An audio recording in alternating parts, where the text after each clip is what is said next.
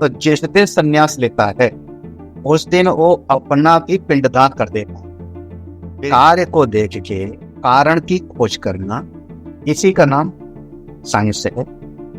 जो ये जीवन है, हमारा शरीर है, ये सारी सृष्टि है, इसका कारण क्या है? शरीर के साथ वो पैदा होता है, शरीर के साथ रहता है, सुखी दुखी होता है, लेकिन शरीर के मरने पर भी वह मरती नहीं है।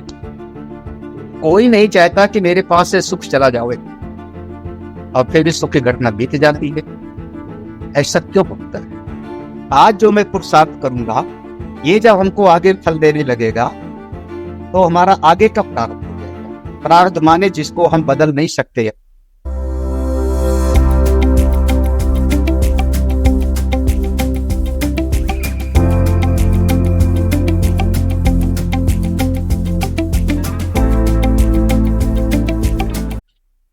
Good morning and welcome to another episode of Mamit Agarwal show. आज हम लोग बहुत सौभाग्यशाली हैं कि हमारे साथ महामंडलेश्वर स्वामी अभय आनंद सरस्वती जी महाराज हैं हमारे साथ, और आज हम सनातन धर्म के बारे में कुछ चर्चा करेंगे। हमारे अंदर डाउट्स हैं, उससे रिलेटेड कुछ क्वेश्चंस पूछेंगे स्वामी जी से। तो जय श्री कृष्ण स्वामी जी। हरिओम। हरिओम। तो स्वामी जी, महामंडलेश्वर जो उपाधि आपको मिली है, इसका क्या अर्थ है और ये कैसे मिलती है? मतलब किसको प्रदान की जाती है? हरिओम। हरिओम। भारतीय सनातन परंपरा में सनातन धर्म की रक्षा के लिए भगवान जगत गुरु शंकराचार्य जी ने शास्त्र की रक्षा के लिए 4 शंकराचार्यों की पीठ की स्थापना किया था, जो शास्त्रों के ज्ञान के द्वारा समाज में हिंदू धर्म को सुव्यवस्थित कर। और कुछ ऐसे समाज में भी लोग थे, संत लोगों में भी, जो लोग थोड़ा बलिष्ठ थे, थोड़ा सनातन धर्म के उद्धार के लिए बहुत ज्यादा उनके भीतर जोश था, और वो भी संत श्रेणी में आए। तो उनके द्वारा सनातन धर्म की रक्षा हो, इसके लिए अखाड़ों की स्थापना की। एक जगत गुरु भगवान शंकराचार्य जी ने अखाड़ों की स्थापना किया। इस समय कुल 13 अखाड़े हैं, जिसमें 7 अखाड़े सन्यासियों के हैं और वैष्णव संत के अखाड़े। जो अखाड़ा है वो एक ऐसी व्यवस्था है जिसका मुख्य उद्देश्य है अपने समाज में हिंदू धर्म की रक्षा के लिए पूरी तरह से गतिशील रहना। तो अखाड़ा अपने अधिकार से महामंडलेश्वरों की नियुक्त करता है। ऐसे लोग महामंडलेश्वर बनाए जाते हैं अखाड़े के द्वारा। एक तो जिनमें शास्त्रों का ज्ञान हो, दूसरे जो थोड़ा समाज में क्रियाशील हो और समाज को सही रास्ता दिखाने में सक्षम हो, जिनके साथ समाज भी जुड़ा हो, और तीसरा ये कि जिनके पास इतनी एक कला हो जिससे वो अगली पीढ़ी संतों को भी बना सके, शिष्यों को भी पठन पाठन करा सके। ऐसे लोगों को ही महामंडलेश्वर बनाया जाता था। तो महामंडलेश्वर माने महामंडल ईश्वर। तो मुख्य शब्द है मंडलीश्वर, मंडली का ईश्वर, जिसके पास करीब 100 शिष्य हों और जिनको वो स्वाध्याय करावे, दर्शन का ज्ञान देवे, तो मंडली का ईश्वर हो गया। धीरे धीरे वो ईश्वर शब्द बदल करके मंडलेश्वर हो गया, और इस प्रकार से ये उपाधि हो गई महामंडलेश्वर की। जैसे मैं एक कड़ी लगी। अच्छा, तो इस समय इंडिया भारत वर्ष में कितने महामंडलेश्वर हैं? सन्यासियों के अखाड़े हैं और कुछ वैष्णव संतों के अखाड़े हैं। तो वैष्णव संतों के अखाड़ों की परंपरा अपनी थोड़ी अलग है। हम सन्यासी हैं शंकराचार्य परंपरा में, हमारा सरस्वती नामा है। तो हमारी परंपरा में अब अखाड़ों के अपने अलग अलग सन्यासी लोग हैं। खास करके जिस अखाड़े से मैं, श्री पंचायती अखाड़ा महानिर्वाणी, बहुत ही प्रतिष्ठित और बहुत ही प्राचीन अखाड़ा माना जाता है। अच्छा। इसमें लगभग 60 मंडलेश्वर हैं। तो हम 60 महामंडलेश्वर लोग हैं, इनमें से एक यूनिट बनती है। अगले प्रश्न पे चलते हैं स्वामी जी। तो कुछ अपने जीवन काल के बारे में बताइए कि कहाँ पर आपका जन्म हुआ था और कैसे अध्यात्म की तरफ आपकी रुचि बढ़ी, किस उम्र से, और क्या आपकी जर्नी रही अपने बचपन से लेकर अभी तक की? देखो, ऐसा है ना कि हम लोग तो जिस समय संन्यास लेते हैं, तो अभी ऐसा समझिए कि आप एक एक व्यक्ति, तो आप अगर साधना भजन भी करना चाहो तो भी कम से कम आपके परिवार के 10 लोग होंगे, आपके रिश्तेदार 10 लोग होंगे, आपका मित्र समाज होगा, तो उनकी कुछ न कुछ आपसे अपेक्षाएं जुड़ी होगी। और कई लोग आपसे कह भी देंगे कि आपको ऐसा करना चाहिए, आपको ऐसा करना चाहिए हमारे लिए। सबकी अपेक्षाएं मनुष्य से जुड़ी। कोई साधक है जिसकी थोड़ा वैचारिक शक्ति बढ़ गई, उसके भीतर पूर्व का पुण्य है जग गया, और उसके भीतर आत्मज्ञान की इच्छा हो गई, ब्रह्म विद्या की इच्छा हो गई, तब हमारे दर्शन ही कहते हैं, हमारी उपनिषद श्रुति ही कहती है कि अब वो संन्यास ले ले। तो जिस दिन संन्यास लेता है उस दिन वो अपना भी पिंडदान कर देता है। बिरजा होम उसको बोलते हैं, पिंडदान कर देता है। यानी एक तरीके से हम अब मर, और जो परिवार का दिया हुआ नाम आदि होता है वो सब उसी दिन चेंज हो जाता है। और जो हमारे गुरु होते हैं, जिनको अब नए रास्ते पे लेके जाना है ब्रह्म विद्या की, तो वो गुरु एक नया नाम देते हैं। आज से तुम्हारा व्यवहार चलाने के लिए ये नया नाम है। और तुम्हारा जो है, अब कानूनन हम लोग जो पिता का कॉलम होता है किसी भी डॉक्यूमेंट्स में, उस पर गुरु का नाम लिखते हैं। तो हम लोगों का उसी दिन जिस दिन संन्यास लेते हैं उस दिन वो पूरा का पूरा पुराना एक तरीके से समाप्त। अच्छा, संन्यास लेते ही जो हमारे मित्र लोग थे, परिवार के लोग थे, उनकी सबकी आशाएं तो टूट जाती है ना। वो कहते हैं अब तो हमारे काम का नहीं रहा, ये तो महात्मा बन गया, अब इससे हमारी कोई अपेक्षा नहीं। तो संसार की अपेक्षा ही टूटी, तो आप निश्चिंत होकर के चिंतन करो, मनन करो। इसलिए संन्यास दिया जाता था। इसका संन्यास का एक नाम होता है विदिशा संन्यास। ये विदिशा संन्यास, ज्ञान की इच्छा से लिया गया संन्यास। संसार के जो लौकिक जगत के संबंध और दायित्व होते हैं उनसे अलग हट करके फिर आपको अलग अपना मार्ग चुनना है। तो हम लोगों का उसी दिन सब बदल जाता है। तो चूंकि आपने मेरे बारे में पूछा है, हाँ जी। तो हमारे पूज्य गुरुदेव स्वामी चिन्मयानंद सरस्वती केरला के थे, जो चिन्मय मिशन के संस्थापक रहे हैं। हाँ जी। उनसे दैव संयोग, उनकी कृपा करुणा है और भगवान की कृपा है, इससे मेरा उनके साथ में संयोग हुआ और उन्होंने हमको इस ज्ञान के मार्ग पर लगाया।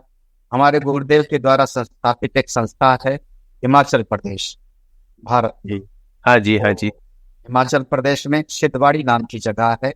तो हम वहां पर चले गए, करीब सालों साल वहां पर रहे।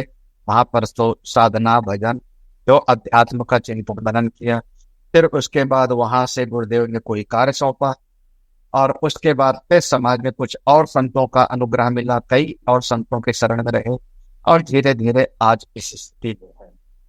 तो वर्तमान में मेरा नाम स्वामी अभयानंद सरस्वती है। गुरुदेव हमारे हैं स्वामी चिन्मयानंद सरस्वती। और इस समय भारतवर्ष में एक अपनी परंपरा का निर्वाह कर रहा हूँ। अपने धर्म की जैसी भी है एक ज्योति जगाने का प्रयास कर रहा हूँ। लोग जुड़े, आत्मज्ञान के जिज्ञासु बने, खूब साधना करें, आगे बढ़ें। तो अगला जो हमारा स्वामी जी प्रश्न यही था कि ये जीवन क्या है और हम यहाँ इस लोक में क्यों हैं। मतलब हर एक इंसान का, हर एक व्यक्ति का एक उद्देश्य होता है, या मानव जाति का एक उद्देश्य है जिस रीजन से भगवान ने हमें यहाँ भेजा है। तो इसके बारे में थोड़ा सा बताएं हम लोगों को। बहुत अच्छा प्रश्न है, और मुख्य रूप से हम लोगों का यही विषय है कि जिसकी भी बुद्धि जगी होगी वो किसी कार्य को देख करके उसके कारण की खोज करता है। इसको आप चाहे विज्ञान से जोड़ लीजिए, साइंस से, चाहे अध्यात्म से। कार्य को देख के कारण की खोज करना, इसी का नाम साइंस है। भाई, पेड़ से एक फल गिरा और उसने विचार किया कि ऊपर से फल क्यों गिरा। जिसने उस कारण की खोज किया वो बड़ा साइंटिस्ट हो गया, वैज्ञानिक हो गए। बाकी तो सभी के सामने फल गिरता है, उसमें तो कोई बात नहीं। हाँ जी, हाँ जी। तो कार्य को देख के कारण की खोज करना, इसी का नाम साइंस है। ठीक उसी सिद्धांत को अध्यात्म में ले आओ। हम लोग को जो ये जीवन है, हमारा शरीर है, ये सारी सृष्टि है, इसका कारण क्या है, इसकी हम खोज करते हैं। ये मनुष्य का शरीर ऐसा क्यों है, मिला ही क्यों है, और साथ ही साथ में और भी बहुत सारे पशु हैं, पक्षी हैं, जीव जंतु हैं, ये सारा जगत है। तो इसका कारण क्या है, जगत सृष्टि का कारण क्या है? और अगर मनुष्य को, जीव को, जगत को बनाने वाला कोई है, कोई है बनाने वाला, तो कौन है? तो मुख्य रूप से यहाँ 3 प्रश्न हो जाएंगे। जीव क्या है, जगत क्या है, और दोनों को बनाने वाला नियंता ईश्वर क्या है, उसका क्या स्वरूप है। ये 3 प्रश्न इसमें समा जाएगा। जीवन क्या है जब हम इसकी खोज करते हैं तो ये जो मनुष्य का हमको शरीर, पहला तो यहां से चिंतन करिए, जो हमको मनुष्य का शरीर मिला है, इसमें कुछ न कुछ वायु, अग्नि, जल, पृथ्वी, 5 महाभूतों से मिलकर के बना हुआ है ये शरीर। यही का ये शरीर तो पहले बहुत छोटा सा रहा होगा। माँ के गर्भ में तो बस स्पर्म आया छोटा सा, उसके बाद थोड़ा थोड़ा बड़ा हुआ, उसके बाद हो सकता है 3-4 पाउंड का हुआ, गर्भ से बाहर आया तब थोड़ा सा हल्का था, उसके बाद फिर यहीं से दूध पीते गए, शरीर बड़ा होता गया, अन्न खाते गए, फिर शरीर बड़ा होता गया। आज हमारा शरीर 5-5.5 फुट का 60 kg का हो गया। तो ये शरीर तो हमारे देखते देखते ही बढ़ रहा है ना। इस शरीर पे कभी बीमारी आ जाती है, फिर ये शरीर कभी स्वस्थ होता है, और मेरे देखते देखते मेरे सामने ही न जाने कितने लोगों का शरीर नष्ट हो गया। तो शरीर ही जीवन नहीं, शरीर ही जीवन नहीं। शरीर हमारे देखते देखते बड़ा हो रहा है, इसमें कभी बीमारी आ रही है, कभी इसमें कमजोरी आती है, फिर कभी ठीक स्वस्थ हो जाता है, एक दिन नष्ट होता है। तो ये शरीर जो हमको मिला है किसी उद्देश्य से मिला है, और शरीर में कोई आया हुआ है, इस शरीर के माध्यम से कोई कार्य कर रहा है, शरीर के माध्यम से कार्य करने वाला कोई और है। वो कौन है? वो कौन है जो इस शरीर के अंदर आया, इस शरीर में रह के काम कर रहा है, और शरीर से छूट जाने के बाद भी हमारे परिवार वाले कहते हैं अमुक व्यक्ति चला गया। व्यवहार में ऐसा कहते हैं कि अमुक मनुष्य था, अमुक आदमी था, वो चला गया, चलिए उसके अंतिम संस्कार में तेरहवीं में चलते हैं। तो चला गया, इसका मतलब कहीं ना कहीं तो गया ना। वो कौन है जो इस शरीर में आया, इस शरीर में रह रहा है, इसको छोड़ के चला। अब यहाँ पर एक विषय ऐसा है, खूब गहन चिंतन करना। एक विचार में देता हूं, क्योंकि जिस समाज में आप लोग जहां पर रह रहे हो, वहां के लोगों की विचारधारा बहुत सी है, जो हमारे हिंदू धर्म से अलग दूसरे। हाँ जी, हाँ और जी। उनके विचार में क्या है कि जो भी भीतर आया है, रूहे पाक या जो सोल है, वो कहीं से आया नहीं, वो कहीं से आया नहीं, शरीर के साथ ही पैदा हुआ। जब शरीर पैदा हुआ, उस शरीर के साथ ही रूहे पाक, पवित्र सोल पैदा होती है। एक उनका मत है, हाँ जी, ये शरीर के साथ ही सोल रहती है, और शरीर के नष्ट होने में सोल भी नष्ट हो जाती है। नो, यहाँ संशोधन करिए, शरीर के साथ ही पैदा होती है। शरीर में कुछ तत्व मिलते हैं, उन तत्वों के मिलने पर इसके भीतर चेतना पैदा हो जाती है। चेतना पैदा हो गई, और बहुत सारे दृष्टांत है, जैसे आपने पान लिया, चूना लिया, और उसमें लाल रंग पैदा हो गया। आपने कोई गुड़ आदि को रखा, उसमें मादकता पैदा हो गई, अल्कोहल पैदा हो गया। ऐसे कुछ तत्व मिले और कुछ तत्व मिलकर के इसने चेतन रूप पैदा हो गई। कहीं से रूह आई, शरीर के साथ रूह रहती है। अब चूंकि इस शरीर के साथ रूह 50-60 साल तक रही है, 70 साल तक शरीर के साथ रूह रही है, ये उनकी बात है, अपनी मेरी नहीं है। जहां पर आप रह रहे हो आप समझिए। तो अगर इस शरीर के साथ इतने साल तक रूह रही है तो धीरे धीरे उसकी इस शरीर से आसक्ति हो जाती, अटैचमेंट हो। अब शरीर के मरने पर भी वो सोल मरती नहीं, उनका रूप मरता नहीं।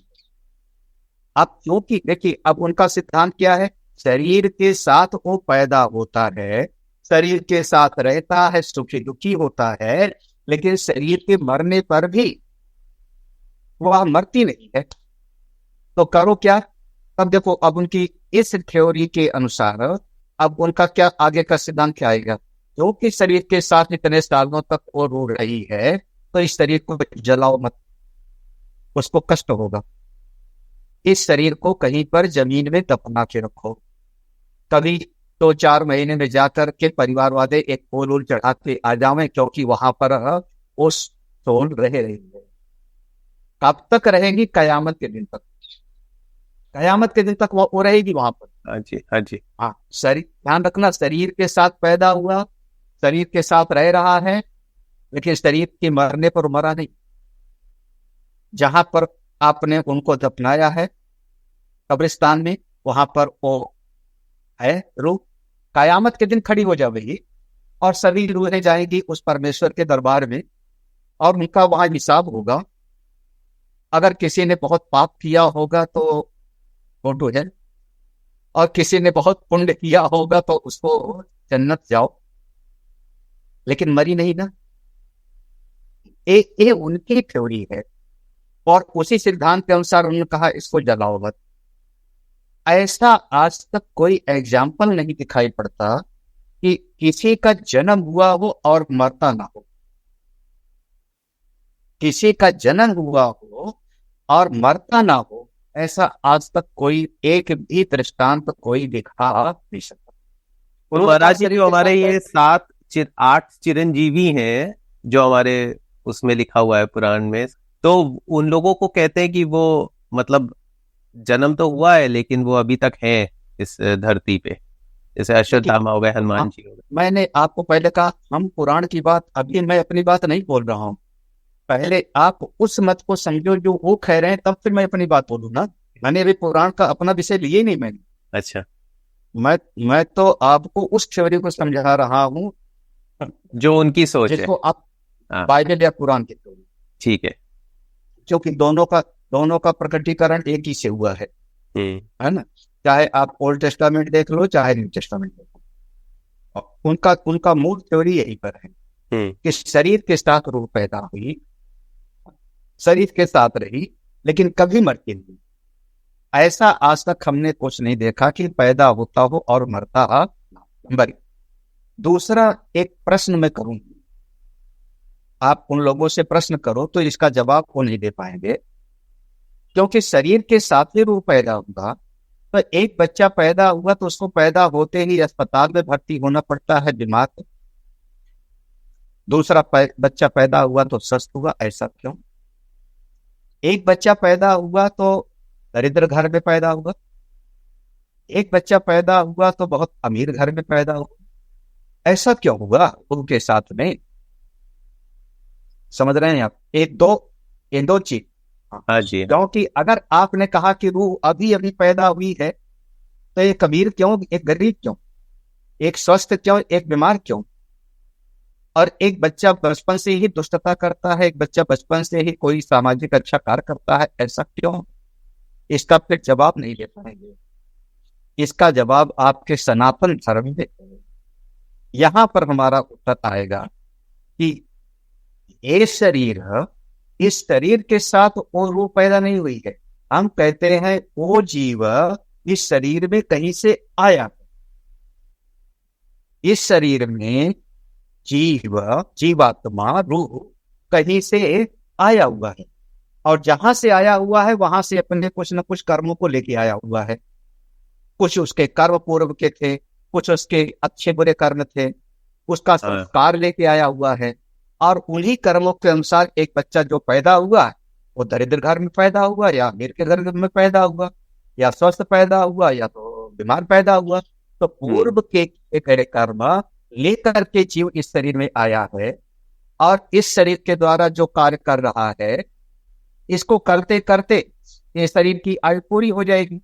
तो उसके बाद अपने कर्मों का संस्कार लेकर के वो किसी अन्य शरीर में चला जाएगा।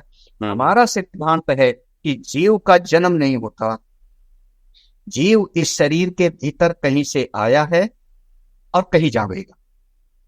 अगर मान लो इस मेरी एक बात को उस मत वाले मान लें, वो इतना कहते हैं कि इस शरीर में रूह पैदा नहीं हुई बल्कि कहीं से आई, कहीं से आई।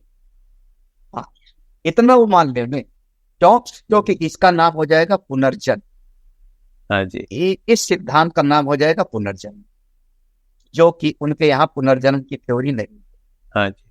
तो जीव, देखो अब एक तो प्रश्न तुम्हारा यहाँ पर था ना कि जीवन क्या है, समझिए जीवन क्या। तो एक तो मेरा एक शरीर है, इस शरीर को देख करके हम व्यवहार करते हैं। दूसरा, इस शरीर के भीतर आया हुआ जीव है, उस जीव की अपनी इच्छाएं हैं, अपना उसकी कामनाएं हैं, उसके भीतर के अपने संस्कार हैं, उस जीव के हिसाब से हम चर्चा करते हैं।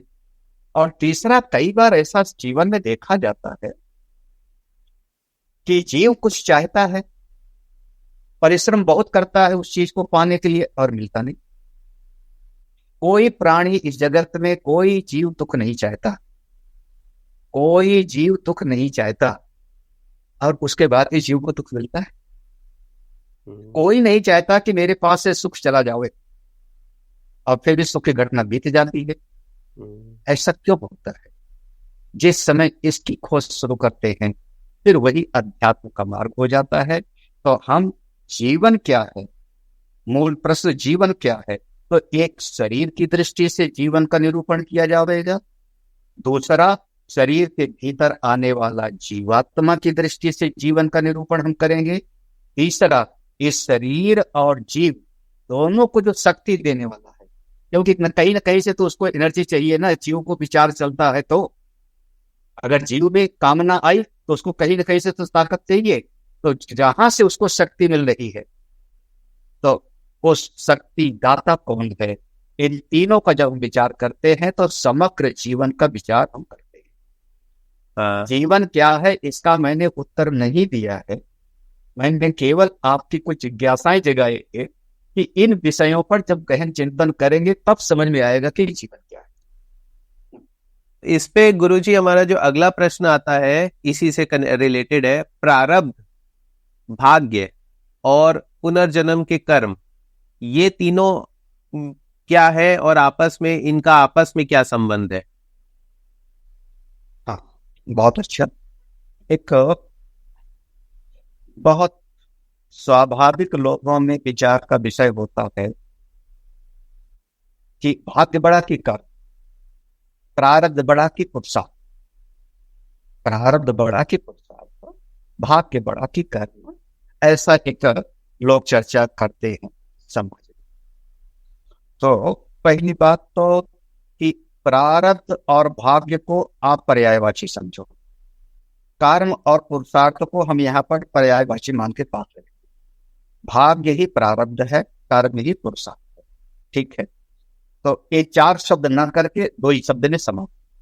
हाँ, प्रारब्ध ही भाग्य है और पुरुषार्थ को कर्म के साथ जोड़ करके बात। मनुष्य जिस समय कोई कार्य करता है, देखो कार्य करता है तो कार्य करने का समय अलग होता है, उसका फल कुछ क्षण के उपरांत मनुष्य को प्राप्त होता है। हाँ जी, आप लोग एक महीने तक काम किए, नौकरी किए, तनख्वाह एक महीने के बाद सैलरी मिली। हाँ जी, यही ना। तो जब हम कोई कार्य करते हैं तो कार्य करने का जो समय है हम उसको वर्तमान समय कहेंगे, और उसका जब परिणाम हमको प्राप्त होने लगता है तो उसका फल हमको मिल रहा है। आज किसी व्यक्ति ने अगर कोई गेहूं का बीज बोया है तो 4 महीने के बाद उसको गेहूं की फसल मिलेगी। अब 4 महीने के बाद वो लाख चाहे कि नहीं मुझको तो जो है इसमें चने चाहिए, तो उसको नहीं मिलेगा, क्योंकि उसने 4 महीने पहले बोया था गेहूं का बीज। यही ना। तो भूतकाल का किया गया पुरुषार्थ वर्तमान का प्रारंभ है, वर्तमान का किया गया पुरुषार्थ भविष्य का प्रारंभ होगा। कल आपने बढ़िया तरीके से शिक्षा प्राप्त किया, परिश्रम किया, आपने मेहनत किया, तो आज थोड़ा सा भौतिक दृष्टि से आप अच्छे हो, संपन्न हो। आज अच्छा काम करोगे, आपका भविष्य प्रारब्ध बन जाएगा। तो एक प्रारब्ध और पुरुषार्थ में बस इतना। भूतकाल का, अब भूतकाल 1 घंटा पहले का भी है और 1 जन्म पुराना भी हो सकता है। कभी कभी कोई कर्म हमको तुरंत फल देता है 10 दिन में। एक पपीते का पेड़ लगाओ, साल भर में फल दे देता है। आम का पेड़ लगाओगे 5 साल के बाद फल मिलता है। और हो सकता है ऐसे भी पेड़ हैं उनको लगाओ तो शायद 30 साल बाद फल आता है, अखरोट इत्यादि का। तो ऐसे कर्मों का हिसाब अपना अलग है। तो भूतकाल में जो हमने कर्म किया है, आज जब हमको फल दे रहा है तो मेरा आज जो मैं पुरुषार्थ करूंगा, ये जब हमको आगे फल देने लगेगा तो हमारा आगे का प्रारब्ध हो जाएगा। प्रारब्ध माने जिसको हम बदल नहीं सकते, अब उसको हमको स्वीकार ही करना है, और किसी और के कारण नहीं मिला है, मेरे ही अपने पुराना किया गया कर्म है। तो प्रारब्ध और पुरुषार्थ में कोई बड़ा छोटे की बात नहीं है। ये बड़ा कि ये छोटा, ये बड़ा कि ये छोटा, हम क्या करें? हम सीधा कहना चाह रहे हैं, कुछ पूर्व जन्म में किया होगा कर्म, कोई फल रह गया, आज हमको प्राप्त हो रहा है, वो मेरा प्रारब्ध। कुछ हमने 10 साल पहले कर्म किया था, वो पुरुषार्थ था जब कर रहे थे, आज उसका फल मिल रहा है, ये मेरा प्रारब्ध। इसी तरीके से आज जैसा पुरुषार्थ करेंगे वो भविष्य के लिए मेरा प्रारब्ध बन जाएगा। अब वो भविष्य इस जीवन में भी और इस जीवन के बाद भी। पूरी थ्योरी ऑफ भूतकाल का किया गया पुरुषार्थ वर्तमान का प्रारब्ध है, वर्तमान में किया गया पुरुषार्थ भविष्य के लिए मेरे लिए ही प्रारब्ध है। कोई बड़ा छोटा नहीं है। जैसा हमने बोया है वही हमको काटने को मिल रहा है, जो किया है सो फल मिल रहा है, जो करेंगे सो आगे मिलेगा। तो इससे मतलब इस प्रश्न का भी उत्तर मिल जाता है। काफी बार हम सोचते हैं कि हम तो अच्छा ही कर रहे हैं सबके लिए, और फिर हमारे साथ ऐसा क्यों हो रहा है, हमारे साथ ऐसा क्यों हो रहा है, गलत क्यों हो रहा है। तो कहीं ना कहीं हमारे प्रारब्ध आके, हमारे पिछले जन्मों के कर्म जो जिसकी हमें चेतना अभी नहीं है, तो उसका असर आता होगा। एक दृष्टांत दे दूं। भगवान श्री राम ने तो किसी तो कोई बुरा नहीं किया, लेकिन उनको 14 वर्ष का वनवास दिया गया कि जाओ 14 वर्ष तक आप वनवास में जाओ। अब देखने में तो यही लगता है कि भगवान राम तो बचपन से ही बहुत सौम्य हैं, बहुत अच्छे हैं, यही ना। लेकिन वही जो भगवान राम के रूप में अवतार लिए हैं, अब उनके पुराने कथा के प्रसंग में अगर चले जाएं तो वही प्रभु ने किसी समय पर नारद जी से कोई गड़बड़ी कर दिया। नारद जी ने कहा तो थोड़ा सा आप हमको अपना चेहरा दे दीजिए थोड़ी देर के लिए उधार, और भगवान ने उनको बंदर का चेहरा बना दिया था। ये प्रसंग आप लोग याद कर लो। और उस समय नारद जी ने भगवान को श्राप दिया था, हाँ जी, जाओ जैसे तुम राजकुमार बनकर के आए थे स्वयंवर में, और जिसको मैं चाहता था उसको ले गए, ऐसे राजकुमार बन के पैदा हो। जैसे हमारा चेहरा बंदर का बना दिया, ऐसे बंदर भालू से सहायता मांगो। जैसे मैं पत्नी के वियोग में तड़प रहा हूं, ऐसे तुम भी पत्नी के वियोग में तड़पो। अब ये परिस्थितियां किसी और समय में थी, लेकिन वो परिस्थितियां आज जब राम जी आए हैं बन करके, तो इन्होंने कोई गलत काम नहीं किया, सारे प्रजा उनसे खुश है, लेकिन फिर भी 14 वर्ष का वनवास उनको जाना पड़ता है। तो वो जो हमारे पूर्व के कुछ कर्म है। अच्छा, दशरथ जी महाराज हैं, चलो ये तो पुराना जन्म हो गया। हाँ जी। दशरथ जी हैं, दशरथ जी के सामने एक प्रारब्ध बन करके आया है कि 2 वरदान मांगा कैकेयी ने, एक से राम को वनवास और एक से भरत को राज्यगद्दी, और दशरथ जी को मरना पड़ता है। अंतिम समय में याद आया दशरथ जी को कि जब मैं राजकुमार था मेरा विवाह भी नहीं हुआ था, मैं शिकार खेलने गया था और एक श्रवण कुमार वाली जो स्टोरी उसको है, मैंने बाण मारा था हाँ जी, और श्रवण कुमार मर गया था। उसके माता पिता अंधे थे और उन्होंने हमको श्राप दिया था कि जाओ, ऐसे पुत्र वियोग में तुम भी तड़प करके मरोगे। ये इसी जन्म की घटना थी, इसी समय का उनका किया गया कर्म था। अब जब इस पुत्र वियोग में तड़प करके मरने का समय आया, ये उनका प्रारब्ध हो गया। तो बहुत सारे, लेकिन दशरथ महाराज को ये जो कुछ काल बीता, विवाह के उपरांत भगवान राम 21-22 साल के हो गए, उनको याद भी नहीं आया श्रवण कुमार वाला घटना, अंतिम समय में याद आया। ऐसे ही हमारे जीवन में कुछ ऐसी घटनाएं घटती हैं जिन किस कारण से हमको मिल रहा है हमको पता नहीं लगता, भूल गए हम, लेकिन सब जो मिल रहा है मेरे अपने ही किए हुए कर्म हैं, कुछ इस जन्म के, कुछ पूर्व के जन्म के। इसको एक्सेप्ट करो और भविष्य के लिए अच्छा कर्म करो। अच्छे कर्म करोगे आपका इस जीवन में भी अच्छा होगा और यहाँ से आगे के बाद भी अच्छा होगा। सभी को मेरा शुभ आशीर्वाद, बहुत सारी शुभकामनाएं। मैं चाहता हूं कि खूब जिज्ञासु बनो, खूब मत हो। अपना सनातन धर्म बहुत हल्का नहीं है, बहुत गहनतम है।